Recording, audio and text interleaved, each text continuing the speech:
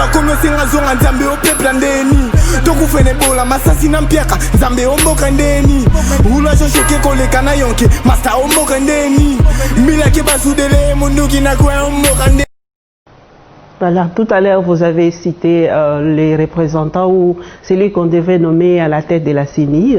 Nous suivons les autres églises et dire que le vote a eu lieu et votre candidat n'est pas passé. Si vous refusez, c'est lui qui a été élu tout simplement parce que vous regardez l'ethnie, les attributs, ce n'est pas vraiment, vous n'êtes pas animé de bonne foi. Non ma soeur, là vraiment ce sont des faussetés. D'ailleurs, la SENCO a fait preuve de grandeur et d'esprit de concession. Le candidat de la SENCO était celui qui était le mieux coté à la présélection au niveau du secrétariat technique. C'est lui qui a eu le maximum de points, 8 sur 8. Et c'est celui-là qu'à un moment donné, la SENCO par le cardinal a retiré pour favoriser le consensus. Donc, la SENCO n'était pas accrochée à son candidat. Il l'a remis parce qu'il n'y avait pas de consensus entre les deux. Et pour nous, il était question de ne jamais accepter la candidature de Malonda parce que nous savons que le peuple ne supportera pas ça. Et aujourd'hui, je crois que ça se prouve de l'une ou l'autre façon.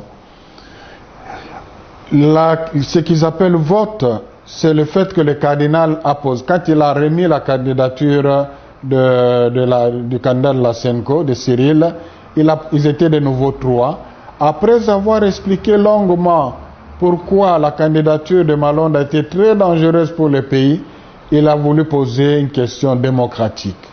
Voilà, après tous ces échanges, qui pense encore que la candidature de Malonda peut rester sur la table de négociation? Ils étaient 6, c'est ça qu'ils appellent vote. Il a continué. Qui pense que la candidature de Yale, donc des protestants, peut demeurer sur la table de négociation? Ils étaient 3. Sonny Kafuta a soulevé la main 2 fois. Il a continué. Qui pense que la candidature de Cyril peut demeurer sur la table de négociation? 3. Sonny Kafuta a soulevé la main pour la 3e fois. Donc 3 fois. Ma soeur, as-tu vu dans une élection? Position. Non, as-tu vu dans une élection où on doit choisir un entre 3 et on vote les 3? Et c'est simple, il a bien compris le sens de la question. C'est vraiment malhonnête que l'on dise qu'il s'agissait d'un vote. Alors, finalement, le cardinal a considéré qu'il n'y avait pas d'évolution, on devait s'arrêter là au moins pour ces jours-là. Il a demandé qu'on prie. Après la prière, Cheikh Attala, le musulman, qui était le dernier à prendre la parole, il dit, mais son éminence, maintenant que nous sommes bloqués, après ce qui prétend être l'élection, hein, maintenant qu'on est bloqué, ne peut-on pas prendre le nom de 3 autres dont les candidatures n'étaient pas traitées? Le cardinal a dit, mais c'est contradictoire. J'ai posé la question, je vous ai posé la question, qui les connaît pour les présenter? Mais vous avez dit que vous ne les connaissez pas. Et d'où viendrait que vous les connaissiez maintenant? Pour aujourd'hui, on arrête. Ma soeur, quelqu'un qui vient de voter, un vote qui sanctionne le processus de désignation, peut-il encore proposer une autre voie? C'est après ça qu'ils sont allés se retrouver au bureau de la CENI, qui est la maison de Nanga, louée par Sime plutôt, par la CENI, la Cime. C'est là où ils se sont retrouvés à 6.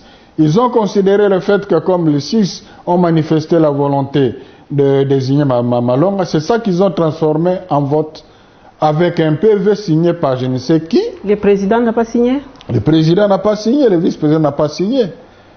Alors, j'ai saisi l'occasion pour dire, comme se le disent, il faut dire que Madame Mabunda, la présidente de l'Assemblée nationale, porte une grande responsabilité sur ce qui est arrivé aujourd'hui. Parce qu'elle l'était informée. C'est une dame très brillante, très intelligente. Elle a eu toutes les preuves pour comprendre qu'il ne s'agissait pas d'un vote. Elle savait que ce PV n'était pas signé ni par le président, ni par le vice-président.